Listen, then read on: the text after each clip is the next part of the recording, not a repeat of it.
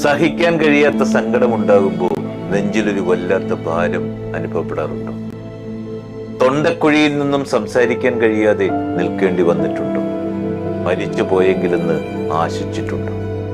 ബന്ധത്തിന്റെ തുടക്കത്തിൽ പെരും സ്നേഹത്താൽ പൊതിയുകയും പിന്നീട് കാരണമേതുമില്ലാതെ അകൽച്ച പാലിച്ചും ബഹുമാനക്കേട് കാണിച്ചും ചിന്താക്കുഴപ്പം ഉളവാക്കുകയും ചെയ്യുന്നവരെ പരിചയമുണ്ടോ? ആരുടെ മുമ്പിലും നമ്മുടെ സന്തോഷങ്ങളെ പണയം വെക്കാതിരിക്കുക. പറയാതെ പറഞ്ഞൊഴിവാക്കാനും പുതിയ സാഹചര്യങ്ങൾ വരുമ്പോൾ മാറി ചിന്തിക്കാനും മനസ്സുള്ള മനുഷ്യരുടെ കാലമാണിത്. നമുക്ക് നമ്മളെ ഉള്ളൂ എന്ന ചിന്ത കരുതി വെക്കുക. യാചിച്ചു കിട്ടുന്ന സ്നേഹത്തിനും ബന്ധത്തിനും മുതിരാതിരിക്കുക.